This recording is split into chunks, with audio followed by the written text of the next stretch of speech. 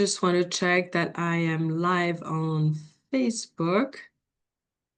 Of course, I have so many tabs open. All right, I do have it on. Okay, great.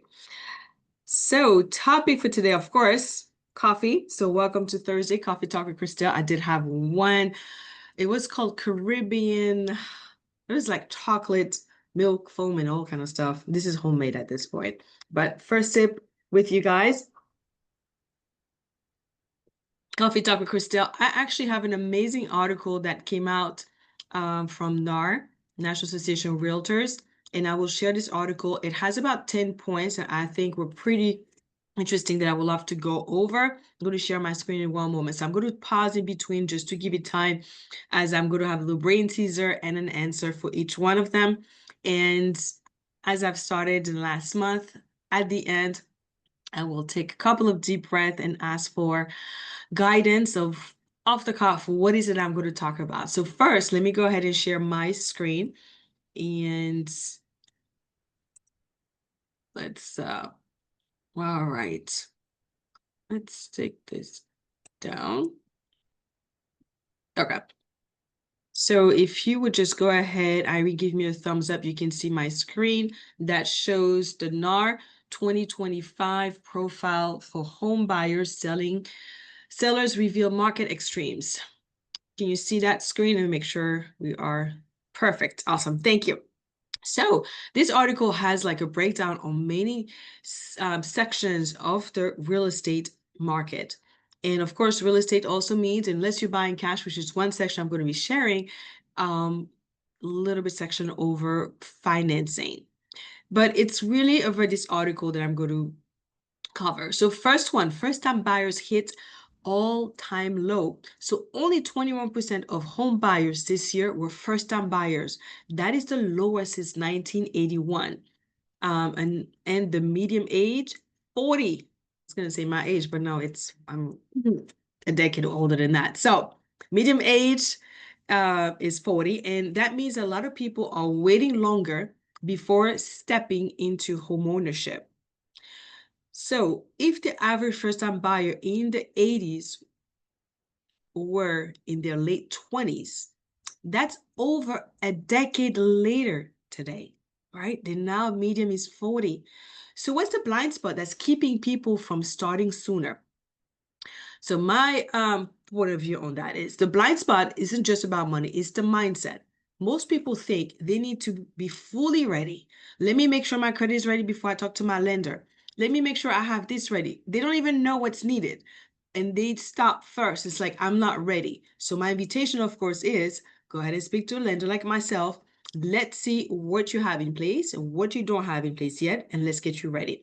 But readiness isn't about perfection. It's about clarity. I'll show you credit, what is needed, what we might need to work on if necessary, even if you have the minimum score on FHA, for instance, is 580.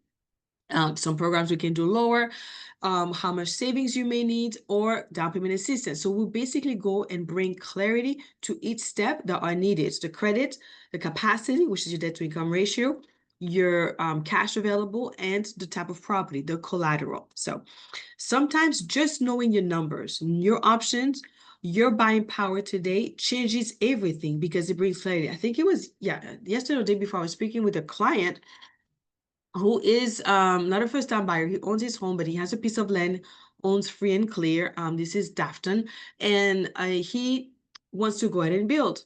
And he already has the construction cost and everything. So knowing what he can do, and if he's not ready for it, what he needs to do to be ready for it. For instance, in this scenario, he has experience of owning a home, but he doesn't have experience of building. So we might need a partnership with the contractor and go into the details of what's needed. So this is why a conversation with experts like myself comes into place. So if you can't do it right now, at least we have a goal. We have an accountability. So again, starting the conversation early, it's not about waiting, it's about preparation and intention. So go ahead, book a call with me. You can do calendly.com and my name, Kristel Kanikit. It will come up, or Sacred Home Kristel. You find all my information. Book a call with me. Let's go ahead and bring clarity, so you don't have to wait to be in the late 40s or 50s to say, let me start now. Wherever you are right now, let's have the conversation. Let's get you into the step of home ownership. All right. So now my second topic, of course, just to slow myself down a little bit, a little sip of coffee. Cash is king. So one in 4 buyers this year paid all cash. 1 in 4. That's the highest share ever recorded. Now, National Association of Realtors is really statewide. I'm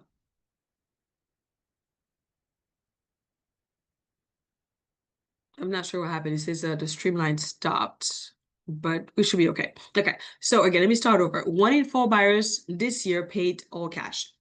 That's the highest share ever recorded. So equity and relocation buyers are changing the playing field.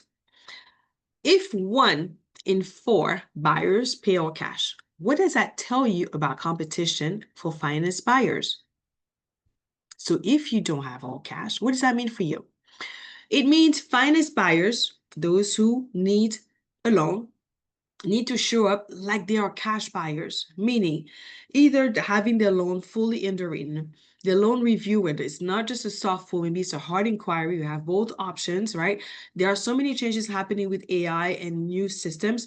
We're just talking in general if you want to be as competitive as somebody coming with a cash offer. All of your documentation verified. So that means when a lender asks you for your bank statements, we verify the deposits. We verify the payments being made. Even if it's not reviewed by an underwriter, I can review all those as a loan officer, a mortgage officer, where when you send me just your balance, a screenshot of how much you have, that doesn't give me the details of your transactions. I'm not curious to know where you pay and what you pay. It's really, is this a debt that I have to count? Is this a deposit that will hinder us when you're ready? So all of those, addressing them up front really make you more ready, makes you with less conditions when it's time for you to be under contract, and you can close faster. So cash represents certainty to a seller. Your job as a buyer who is financing and to feel like certainty, even with financing, is being ready, having your letters pre-approved, but also knowing you have a conversation with your lender. You know what your budget is, not just what you qualify for. So all of this is complete conversation, understanding your numbers with your loan estimate, how much money you need to bring to the table. So if you want to be as competitive as cash buyer, now cash buyer and competitive of the ability to finance, we want to be as close as possible with that. So I'm here again to help you in that process. That'll be FHA conventional, non-QM, DSCR, loans are for investors. Even investors, a lot of them can be cash offers because we can use equity in your home. So there are different ways that I can help you be competitive that way, even if you don't think you have access to cash. The equity in your home might be a way to give you that access. Okay. Number 3, just a little quick break.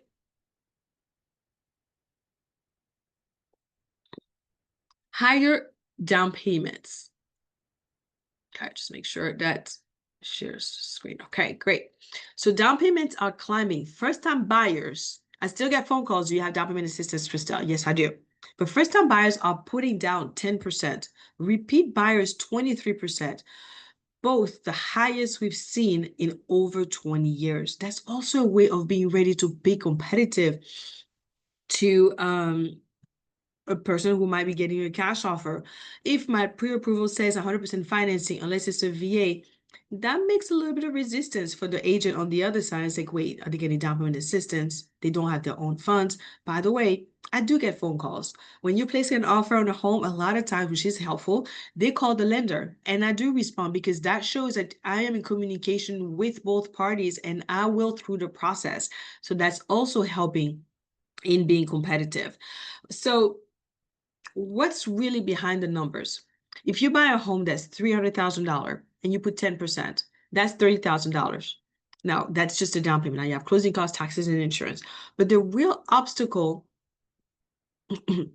But is the real obstacle the actual amount, or what people believe or how they get there? Okay. So a lot of times if you think, well, you need $30,000, how am I going to get there, Kristel? Well, I have a lot of past clients who are looking to buy their next home, putting 5%, 10%, whatever their capacity is.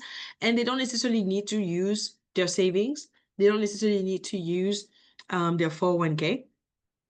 They can access the equity in their home, take that equity and put it as a down payment. Of course, we got to look at the numbers because you do have a payment on that equity. But those clients who purchased before and have rates in the 3s and 4s, or even 2s and 3s, that property can remain an amazing investment because the cash flow is great. Keeping in mind, if you get a line of credit, you have a payment now on that, which a lot of line of credits right now, the rates have gone down, so payment is lower. And then you can use that money, like my client right now, Lindsay, who is going to go ahead and put 5% and use the equity in the home that we've already done. And now she's not touching her personal saving. This is how she's accessing funds for down payment. But now, if you don't already own a house, and this is your first time purchasing, you can get a gift.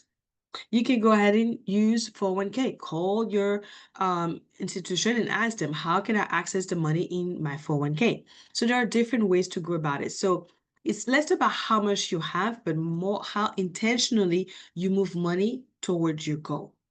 Money follows clarity, not waiting. So instead of asking, can I afford it? Start asking. Instead of asking, can I afford it? Start asking, what strategy could make it possible sooner? Because when you say that, it now opens to, what can I do? Do I have anything? Well, first of all, can I tighten my budget? Instead of doing like Kristel, going for coffee at a coffee shop and spend $6 or $12 nowadays, however expensive a coffee is, multiply that by every day. Can I start saving that money? Do I have other expenses that I can cut down or any other strategies? So when you are asking yourself the question, the yourself, the universe, God, right? What strategy could make it possible sooner? That now opens to possibility. Now, that doesn't mean you go digging right away into the answer, what can be done. Allow yourself to sit with it and possibilities will open up. You never know. Somebody say, hey, I know you mentioned you wanted to buy a house in the past, but I just came with some funds. If you need some help, I can give you funds. Be in the certainty that the possibilities will open for you. Okay, so this is really, down payment is on the rise, even though I'm still being asked the question, is there down payment assistance options? Yes, there are grants, there are down payment assistance options. And of course, those numbers, again, are national, they're averages. So it's not wrong if you need down payment assistance. This is just us going through the market right now per this article from National Association of Realtors. Okay, number 4. So we've all heard lawsuits and everything about realtors, and people are not going to use realtors because now the buyers have to pay. Oh, it's not as assumed anymore as far as who's going to pay the agent's commission. But guess what? Even in the world of AI, and the disclosure of being more explicit and detail about who's going to pay for that commission, 88% of buyers and 91% of sellers still are using an agent. People still crave guidance and trust. So what keeps agents indispensable? Is it knowledge? Is it empathy? Is it access to them? Well, all three actually. So technology can't replace intuition. Although sometimes my ChatGPT, I'll say, hey, go ahead and be as divine as possible and give me a possible answer that feels more in that realm. So it does get pretty, I won't say emotional. Sometimes there's a good relationship there. But the human being, that human touch is different. So technology can't replace intuition. It also cannot replace negotiation. It gives you some tools, but that human element of understanding what home means still only exists through that interaction with your realtor, with a human being helping the process. So real estate is an emotional process, and that's where good agents shine. Okay. Let's see what else I'm going to talk about. The FISBO hits record low.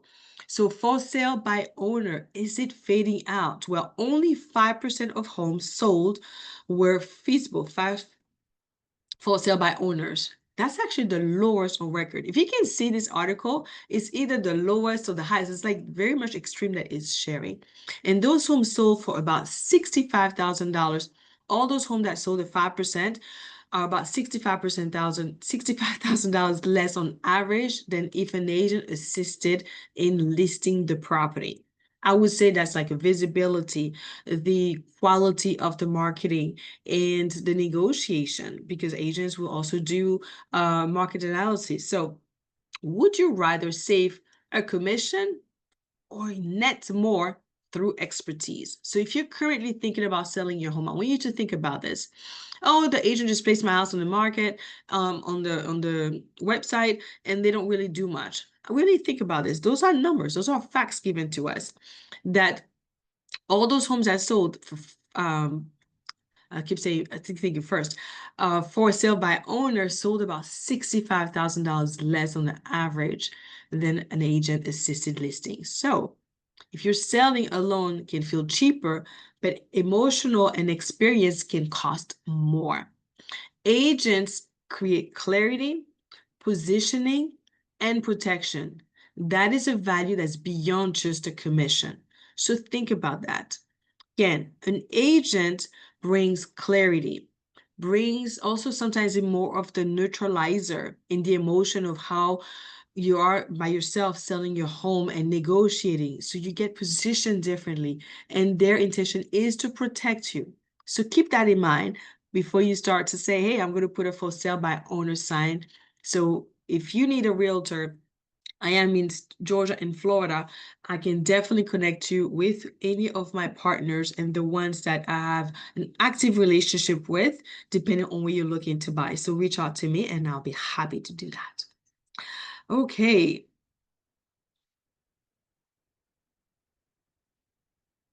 Number 6, repeat buyers are flexing their financial power. So sellers' median age is now 64, and repeat buyers average 62. And equity is power, and older generation hold most of it. So this is my little brain teaser. Are we seeing a great wave of wealth transfer or just experience winning away? So it's actually a little bit of both. Sellers have time, cash, and patience. So they are actually setting the market tone. Let me say that again. In some areas, we know it's becoming more of a buyer's market, but still the seller, they'll have the time because they may not have a rush to move unless there is a divorce, there is a life transition, there is a relocation because of a job. Usually they have the time, and then they have the cash because they're the one with the equity when they sell, and then they have the patience. So younger buyers can still play by aligning with strategy and timing, not just speed. So you definitely want to partner, like I said, with the expert, the realtor that will help you have a strategy, lender like myself who can make sure your pre-approval makes you solid for when you are under contract and ready to move forward. Okay. Number 7, fewer households with children are buying homes. So only 24% of buyers have kids under 18, the lowest share ever. The modern profile looks different now. More singles and fewer traditional families, like more of the blended. So does this shift mean smaller homes or smarter choices? Well, actually, again, both. People are choosing flexibility, multi-purpose spaces. I think this came really from after the pandemic, where people had to share spaces with family to help each other. And then now we have the house hacking that became more popular, converting a space into another space, living for either the teenager or an elderly parent, and now living together.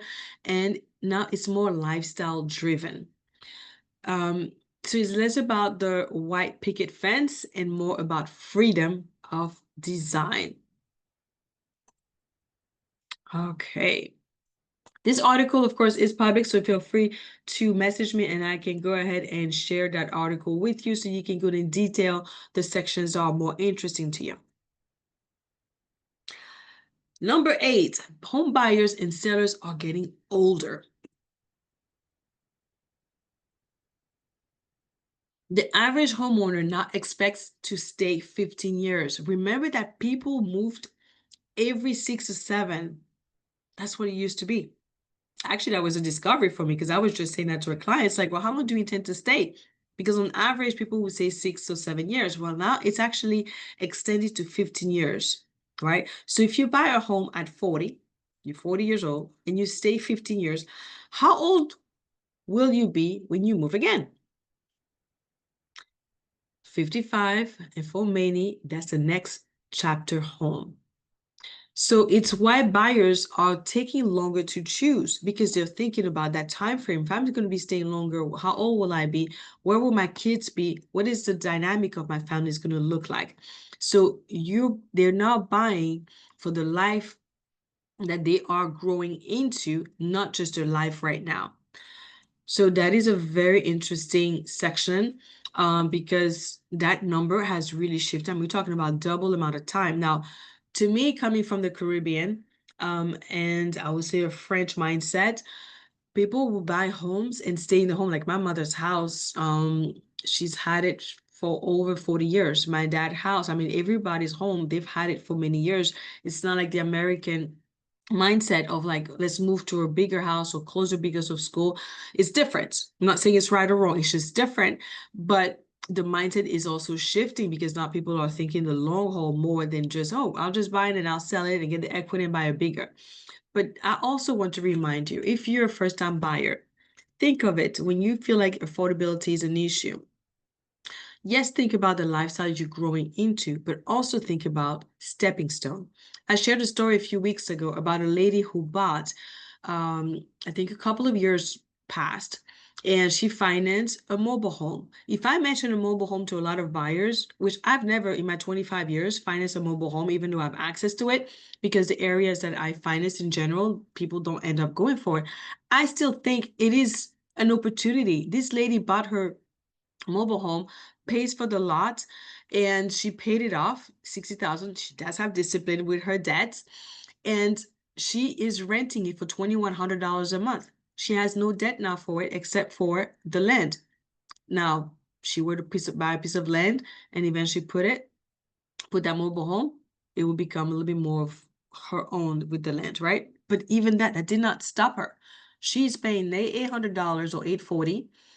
Mobile home is paid for. She has a tenant 2,100. The house that she bought in Ackworth is it was $333,000. So the payment she only ended up paying once the rent cash flow came in, it was actually just about $1,100-$1,200 that she had to come out of pocket each month because now she has a positive cash flow. So I want you to think beyond just, well, I just want that big house that I'm going to live forever, because things change. A job can relocate you. So yes, we have numbers, we have facts of the changes, have that in mind. But also remember, buying a home can be a stepping stone, mostly if you're first-time buyer. Okay. All right, buying for the long haul. Well, that's what I just shared. Sorry. Now let's go into new home purchases. Take it up. Okay. Give me 1 second. So, yeah, and that's the last section. Yes. So new construction rose to 16% of all purchases. That's the highest since 2006. Customization is back. Give me 1 quick second. No, I hope you can still. Okay. Make sure you see this. So new construction rose to 16% of all purchases, the highest since 2006. Customization is back, but affordability still leans towards existing homes. So if, my little brain teaser here, if 16% buy new, how many buy existing homes? 84%. So there's still 84% that are resale. So it shows that charm, character, resale value still matters. New homes offer control, existing homes offer connection. And buyers are finding their balance between both. So some people can go into new construction where the agent is the seller, I'm sorry, is seller builder is offering a lot of incentives because some of their homes are staying longer in the market, so they can get into their home with more ease. And some people are liking improvement. I have this lady, Michelle, who bought her house, a townhome. She lives in her townhome in town in Atlanta, and she is ready to sell. And she's not looking at new construction. She's actually looking at a resale where a person made, the seller made some great improvements. She loves it. Actually, even Lindsay, the other client, both of them, they love how the current homeowner made improvements in the kitchen, the layouts, that sometimes you can't quite do that, excuse me, with a new construction. So 84% still is of resale. Negotiation is still possible. You can work more with a personal lender like myself versus a new construction, but it's really wherever you are in the process, that's what matters. So I want to wrap up with that the 2025 National Association Report, Realtor Report, this article here. Let me stop sharing my screen. Okay, so it really says a lot about 2025. Older, wealthier, and more strategic buyers are shaping the new market, but there's still room for everyone who's willing to be intentional, educated, and creative. And that's really my wheel of ways of being when I connect with a client is, what's your intention? How can I help you achieve the goal? Even if it seems so gloomy and far for you, let's bring that closer.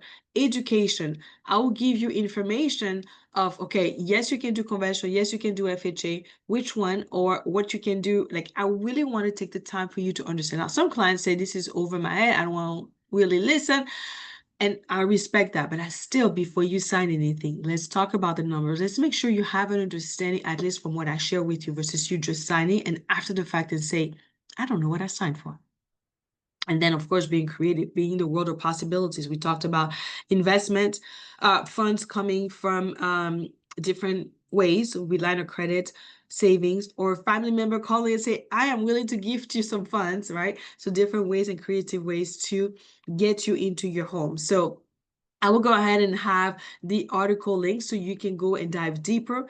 Book a call with me. Let's go into any section that you have questions about. Feel free to put comments here to engage and create a conversation over those topics that this report provided.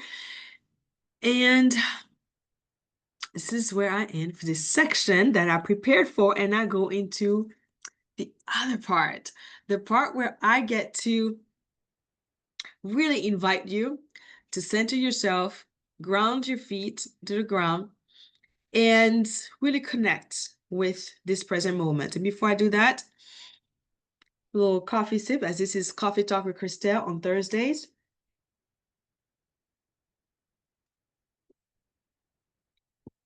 What is it that I ought to share right now in this moment?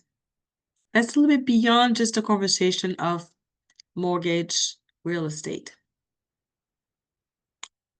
So this is actually a conversation that I was just having with Irene. I'm not going to put her on the spot and put her on camera right now because I know she wouldn't want that because I did not prep her. So I will say, Irene, next time, let's be sure on Thursday, because I really want for a lot of you to meet my partner who helps me in the content that you see, in getting me consistent and really helping me and having conversations like we had just before this call.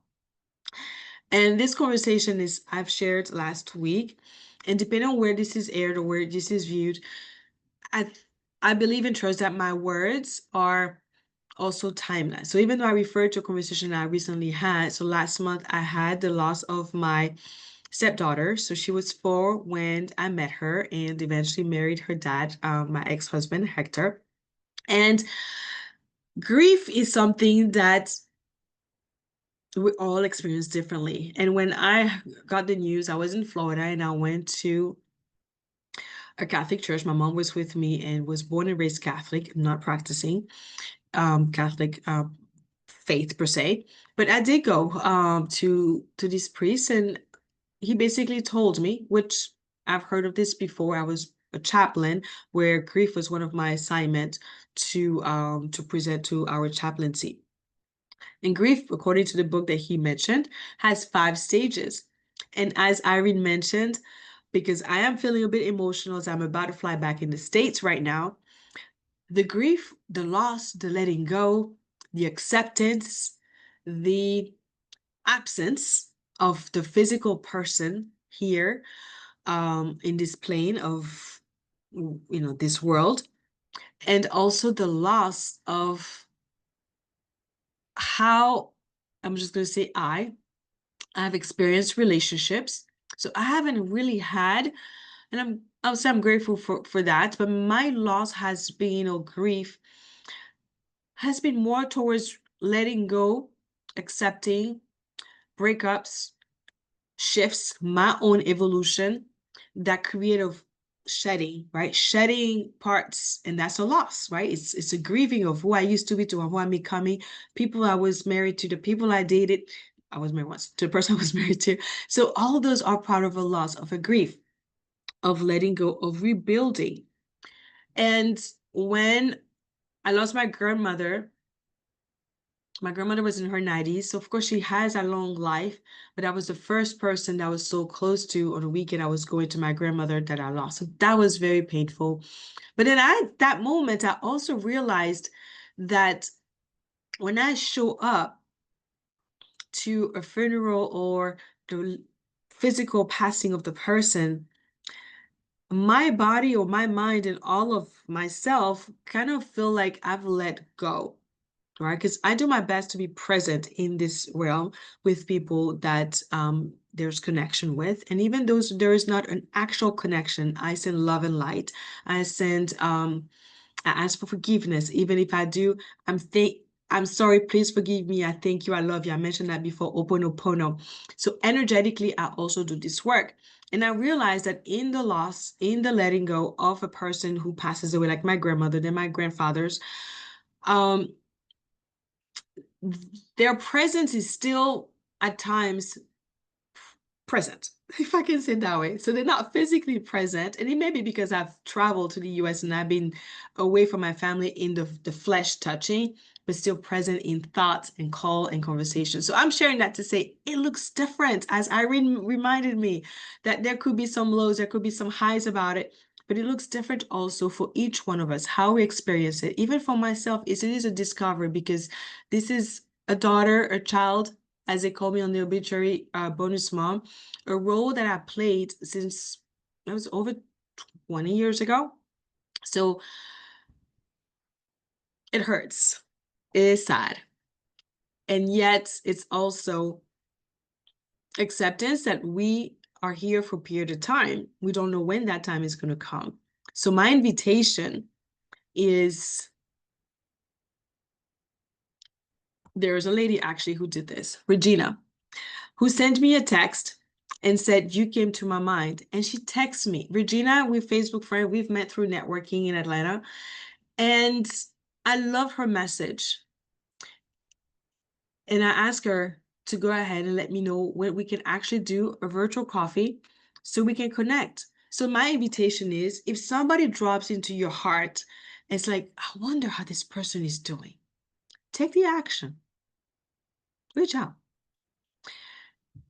Some people, we may not have that active conversation, or we don't, for myself, for instance, don't want to reactivate a physical communication, because for me that relationship is complete, but that person might still come to mind. So what I personally do is I will sometimes place my hand on my heart and be in a moment of cherish and gratitude for the memories, for the experience, for the love. This is specifically, I'm just going to go ahead and say, this man who came into my life and really opened my heart, Chris, about 6 years ago. And everybody has a different reason for coming into our life. That person, this person, Chris, really opened a part of me that I did not know. And I'm grateful for it, even though we are not together, even though we're not in communication from our own choosing. Not, we'll just say from our own choosing. And I intend every time to have harmony, even if it's not in communication, meaning the flow of the energy between the person and myself, for myself to feel peace. That's what I mean by harmony and peace, even if it's not an active relationship. So I know I started with the grief, went into, really being present. However that looks for you, I invite you to let go of resentment. I invite you to heal that. When they say surrender, surrender that aspect of attachment. I've had to do that being home for 5 months here and experiencing life being back on the island. So it is a possibility to looking. Actually, one image that comes to mind right now is if I was in a growth, Pluto growth in Sedona, and you are into this place, and some places you can see others, but there's still little cracks. Look into that crack, look into that opening, and really being open to the possibilities. In the world of possibilities, so much is available. And yes, I am a spiritual person. Yes, I am a person who prays, a person who sends love, a person who is a catalyst. So there are so many ways in defining that I am birthing into through all those transformations, those relationships. And that's why I do those last minutes of a share, as allow myself to share from my heart. That is definitely not scripted, definitely not written down, just to allow myself to be vulnerable, to be, and this is not, I'm not saying everybody has to do it, everybody does it differently. This is something I've been guided that I needed to start doing. So I invite you to reach out to me if you love to do a one-on-one call or virtual coffee. We'd love to do that. And let's connect. I'm in the world of love, connection, and inspiration. So I'm trusting this message inspires you with mortgage, real estate, but also just the beingness, the human being that we are, the spiritual being that we are, being present, being in each other's life, being together, being in the now, unity. Thank you so much.